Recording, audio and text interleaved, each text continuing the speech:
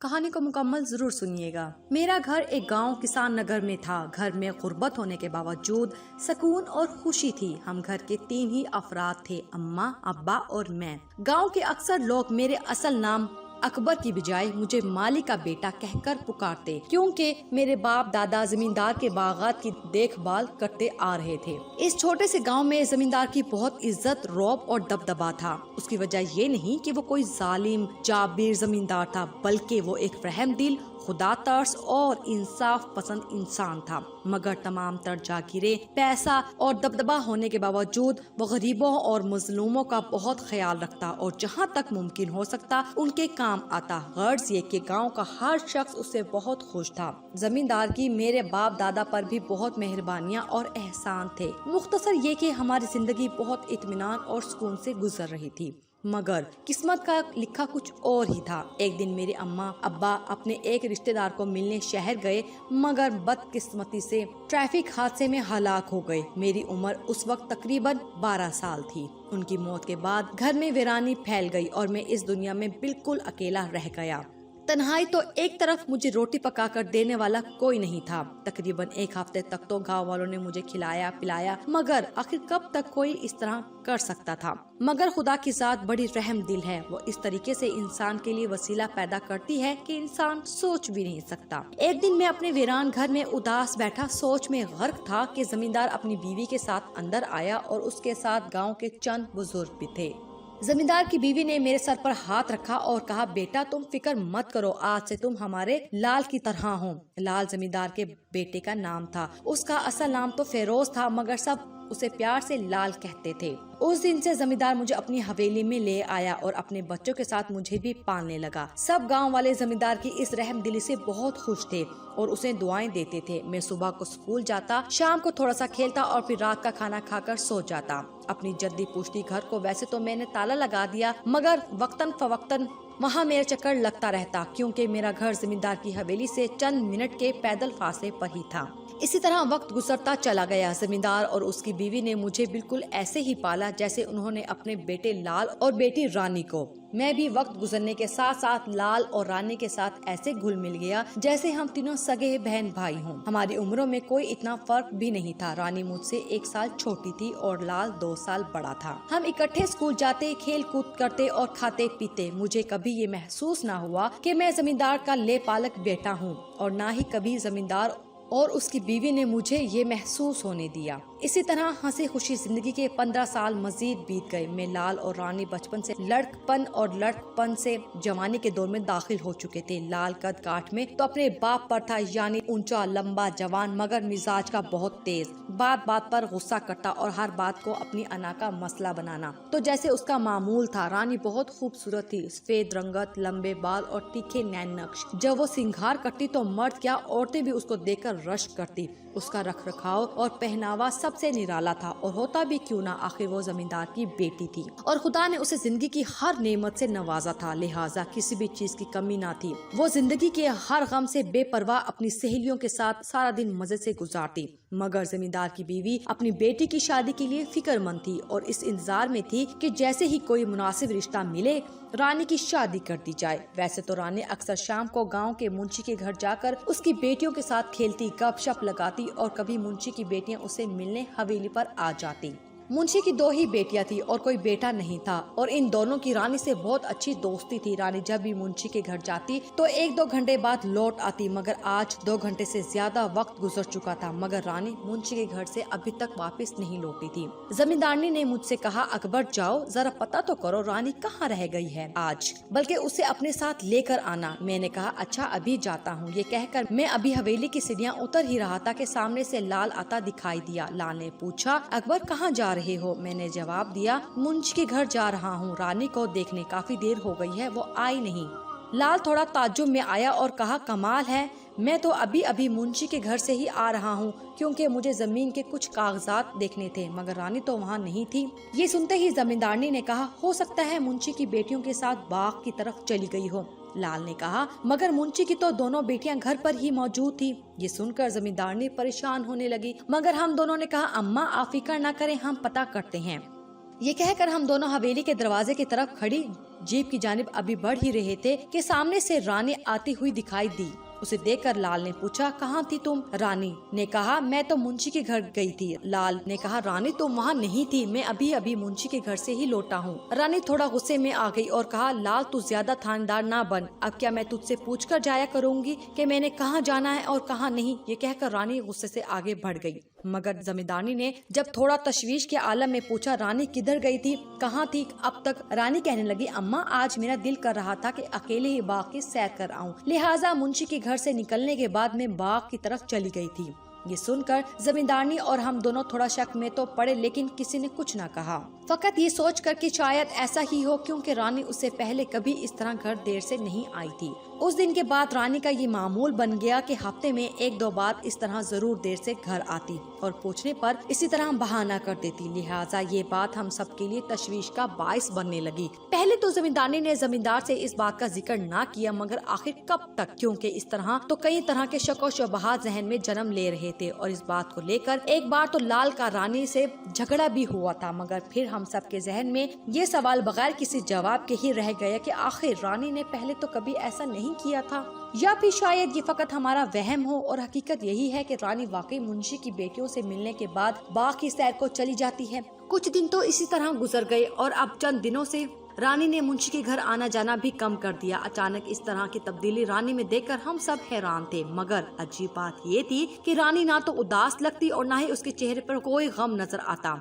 हालांकि बचपन के दोस्तों और या सहेलियों से अगर एकदम इस तरह मिलना जुलना छूट जाए तो इंसान थोड़ा उदास जरूर होता है, मगर उदासी तो दूर की बात, उल्टा रानी का चेहरा तो पहले से भी ज्यादा खिला खिला नजर आता और वो हर वक्त चहकती नजर आती। इस तमाम तर तब्दीली का जो रानी के अंदर महसूस हो रही थी कोई भी अंदाजा नहीं लगा पा रहा था। बहरहाल हम सब शायद नजरअंदाज इसलिए कर रहे थे कि बात कोई खास परेशानी की लग नहीं रही थी।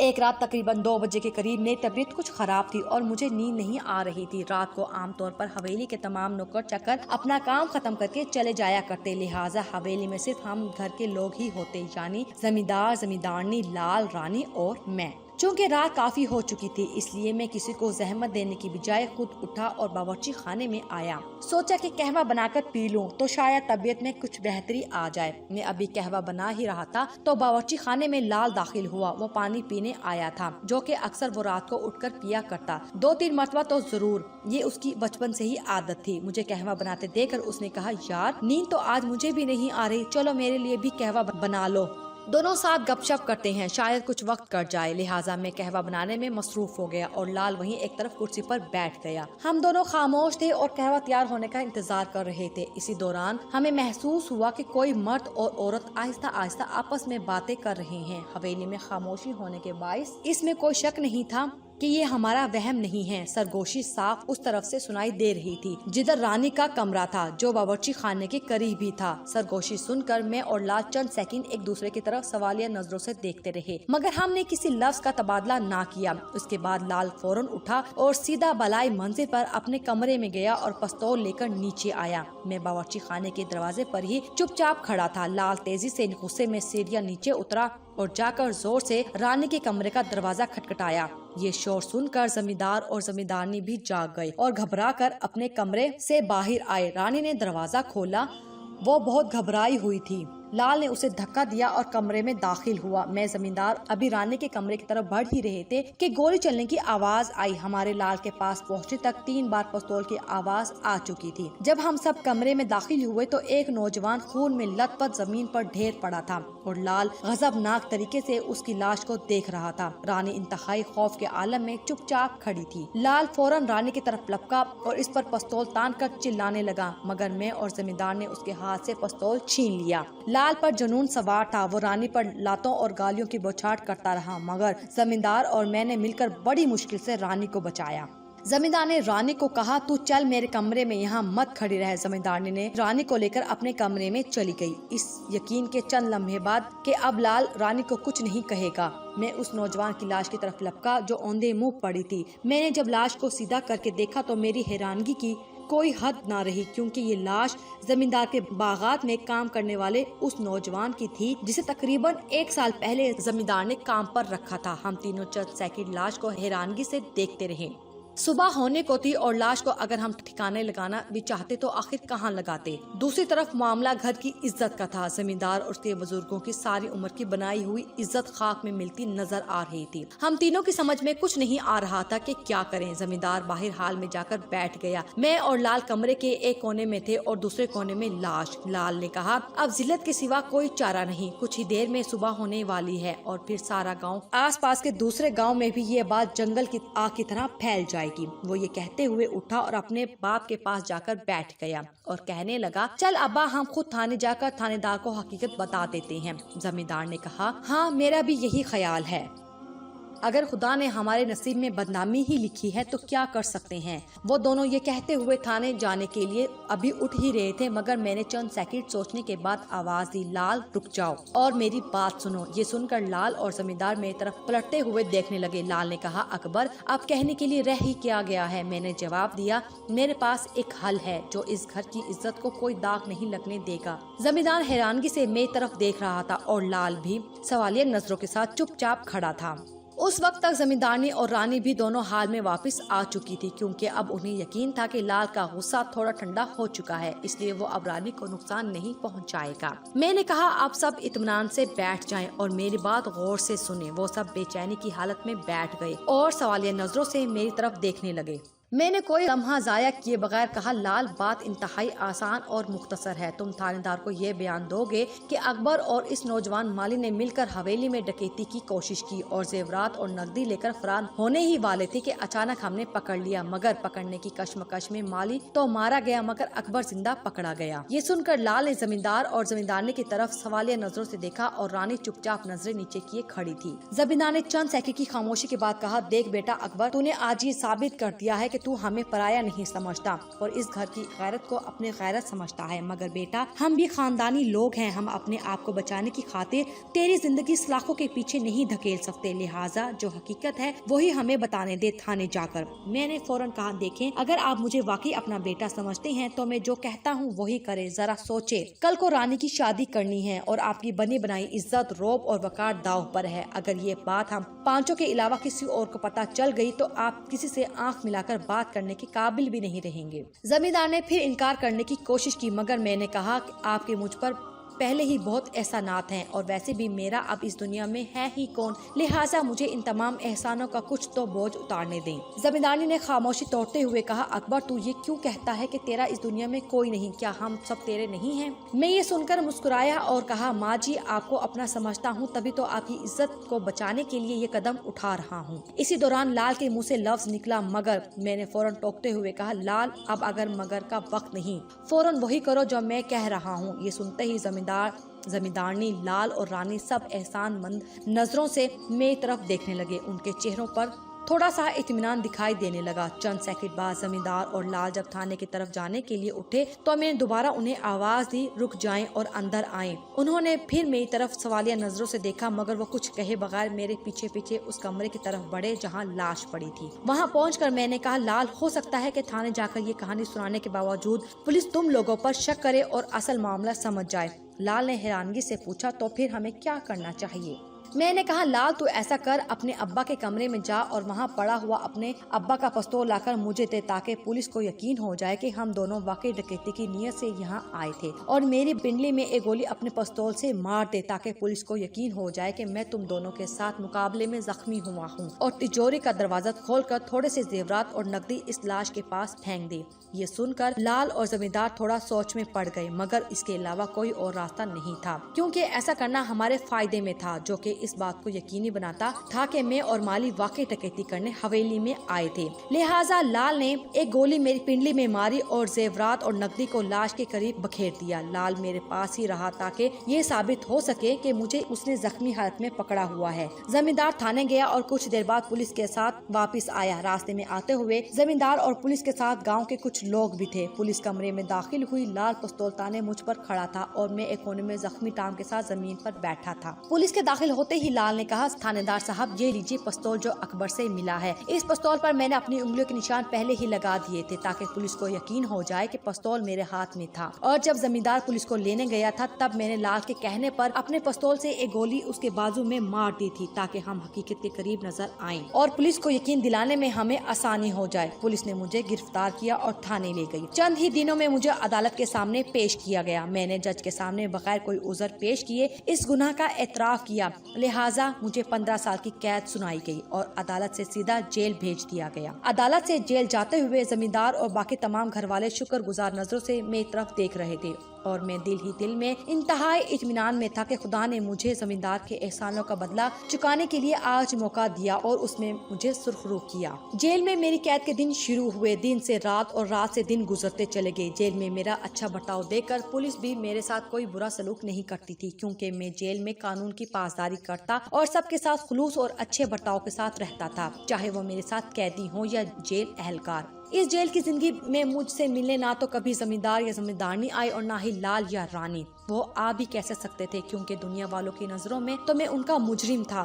جیل میں وقت اسی طرح گزرتا چلا گیا اور 12 سال کا عرصہ بیت گیا. ایک دن جیلر نے مجھے اپنے دفتر میں بلایا اور کہا, اکبر تمہیں مبارک ہو, تمہارے اچھے برتاؤ کی وجہ سے سرکار نے تمہاری سزا میں رعایت کرتے ہوئے تمہاری باقی 3 سال کی سزا معاف کر دی ہے, اس لیے تمہیں اگلے ہفتے جیل سے رہا کر دیا جائے گا. میں یہ سن کر بہت خوش ہوا اور ساتھ ہی تھوڑا اداس بھی کیونکہ جیل سے رہا ہونے کے بعد میں حویلی نہیں جا سکتا تھا اور زمیندار زمیندارنی لال اور رانی سے نہیں مل سکتا تھا کیونکہ اگر میں ایسا کرتا تو گاؤں والے یقیناً سمجھ جاتے کہ معاملہ کچھ اور تھا. بہرحال رہائی کا جوش اور خوشی میرے اندر پھوٹ پھوٹ کر پل رہی تھی اور میں بے قرار تھا کہ کب یہ 7 دن گزرے اور میں جیل کی دیواروں سے باہر جاؤں. یہ 7 دن مجھے گزشتہ 12 سال سے بھی زیادہ بھاری لگ رہے تھے جو میں نے اس جیل میں گزارے تھے. بہرحال وہ دن بھی آ ہی گیا جب مجھے جیل سے رہا کر دیا گیا. میری خوشی کی کوئی انتہا نہیں تھی. میں جیل سے نکلا اور گاؤں اپنے گھر کی طرف آیا. رات کا وقت ہو چکا تھا. میں اپنے گھر میں داخل ہوا اور آرام سے کرسی پر بیٹھ گیا. 12 سال بعد بھی کچھ عجیب نہیں تھا. میرے گھر میں وہی ایک کرسی, چارپائی, چٹائی اور کچھ ضروریات کے برتن اور دیوار پر لگی میرے مرحوم ماں باپ کی تصویر. میں بے چین تھا کہ زمیندار کے گھر جاؤں اور تمام گھر والوں سے ملوں, مگر میں نے سوچا تھوڑی سی رات اور ہو جائے تاکہ گاؤں میں سناٹا ہو اور مجھے زمیندار کی حویلی کی طرف جاتے ہوئے کوئی نہ دیکھ سکے. ساتھ ہی میں نے یہ سوچ رکھا تھا کہ اگر راستے میں کوئی شخص مل بھی گیا تو کہوں گا کہ میں زمیندار سے اپنے کردہ گناہ کی معافی مانگنے آیا ہوں. اس طرح کسی کے پاس شک کی کوئی گنجائش نہیں ہوگی. رات کا آخری پہر شروع ہونے کو تھا. میں اٹھا اور حویلی کی طرف چل پڑا. کچھ دیر بعد میں حویلی کے دروازے پر پہنچ چکا تھا. میں نے دروازہ کھٹکھٹایا. کچھ دیر میں دروازہ کھلا اور سامنے لال کھڑا تھا. لال مجھے دیکھ کر بہت حیران ہوا. اس کے چہرے پر کوئی خوشی اور چاہت کے آثار دکھائی نہ دیے. شاید وہ میرے اس طرح ایک دم آنے پر حیران تھا. لمحہ بھر لال نے میری طرف دیکھنے کے بعد کہا, اندر آ جاؤ.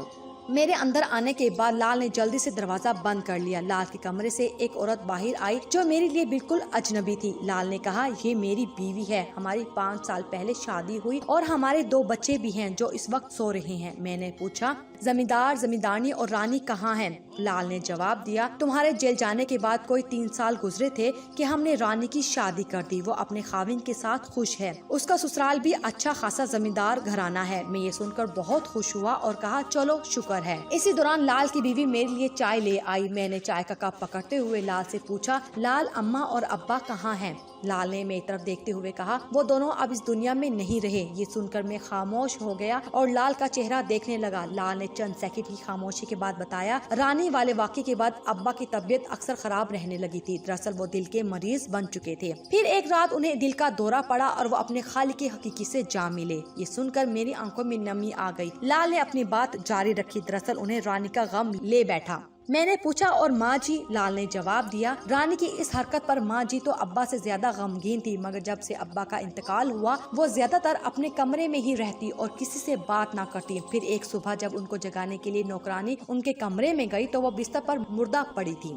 دراصل وہ دونوں ہی رانی کے صدمے کو نہ چھیل پائے. میں نے تو نہ چاہتے ہوئے بھی ابا کی وفات کے بعد جلد شادی کر لی تاکہ ماں جی اپنے پوتے پوتیوں کو کھیلتا دیکھے تو شاید رانی والے غم کو کچھ بھلا دیں. مگر رانی کی اس حرکت نے ان دونوں کے دلوں پر کچھ ایسا گہرا زخم لگایا, کوئی بھی مرہم اسے نہیں مٹا سکا. میری آنکھیں نمی سے تر تھیں اور میرے پاس کہنے کو کوئی لفظ نہیں تھے. میں نے چند لمحوں بعد کہا, لال مجھے اپنے بچوں سے تو ملواؤ. اس نے کہا, اس وقت دونوں کمرے میں سو رہے ہیں, آؤ تمہیں دکھاتا ہوں. میں نے لال کے साथ जाकर कमरे में दोनों बच्चों को देखा और प्यार से उनके सर पर हाथ फेरा और फिर हम दोनों बाहर हॉल में वापस आ गए। बाहर हॉल में आकर मैंने लाल से कहा, अच्छा लाल, अब मैं चलता हूँ क्योंकि इस वक्त इतनी देर हमारा मिलना मुनासिब नहीं। गाँव वाले कहीं शक करना शुरू ना कर दे और जो राज हमने आज तक छुपाया है कहीं खुल ना जाए। आहिस्ता आहिस्ता जब तुम भी गाँव वालों को यकीन दिला दोगे कि तुमने मुझे माफ कर दिया है तो फिर हमारा मिलना आसान हो जाएगा। फिर तुम मुझे रानी और उसके शोहर और बच्चों से भी मिलवाना। ये कहकर मैं बाहर के दरवाजे की तरफ चल पड़ा, मगर मुझे लाल ने आवाज दी, अकबर मेरी बात सुनो। मैंने मुड़कर देखा तो लाल ने कहा,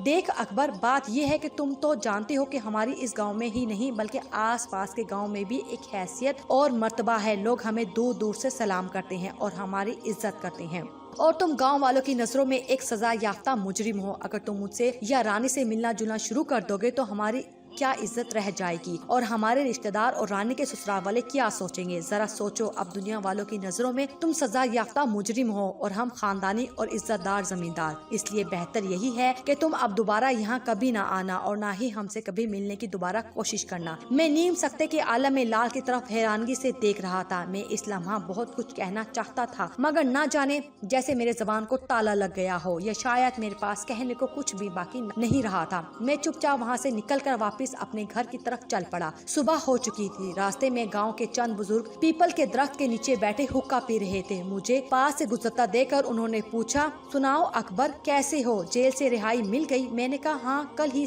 जेल से रहा हुआ हूँ। ये कहते हुए मैं आगे बढ़ गया। चलते हुए मेरे कानों में इन गांव वालों की आपस में सरगोशियां साफ सुनाई दे रही थी। देखो, ऐसे होते हैं जलील और कम जात। जमींदार ने उसके लिए सारी जिंदगी क्या कुछ नहीं किया मगर उसने ये सिला दिया जमींदार को कि उसके ही घर में डाका डाला। तौबा तौबा, कम ही देखे हैं ऐसे एहसान फरामोश।